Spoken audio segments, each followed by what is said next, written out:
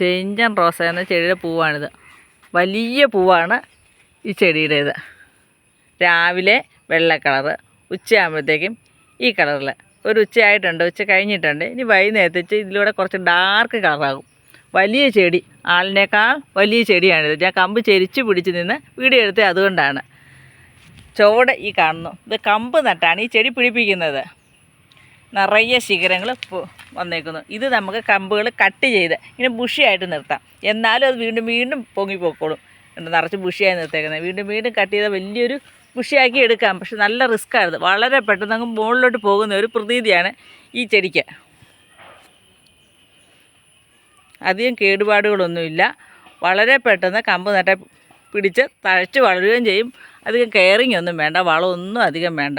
നമുക്ക് വളരെ എളുപ്പത്തിൽ മുറ്റത്ത് പിടിപ്പിക്കാവുന്ന ഒരു ചെടിയാണ്. ഒരു കാലഘട്ടത്തിൽ എല്ലാ വീടുകളിലും ഈ ചെടി ഉണ്ടായിരുന്നു. ഇന്നിപ്പോൾ ഈ ചെടി അപൂർവമായിക്കൊണ്ടിരിക്കുകയാണ്. കാരണം ഈ ചെടിക്ക് ഒത്തിരി സ്ഥലം വേണം. ചെടി അങ്ങ് വളർന്നു പോവുക.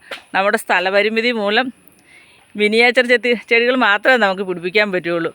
ഇത് ചെഞ്ചൻ റോസയുടെ മിനിയേച്ചറും കൂടി ഉണ്ടായിരുന്നെങ്കിൽ നമ്മളെല്ലാവരും പിടിപ്പിച്ചേനെ.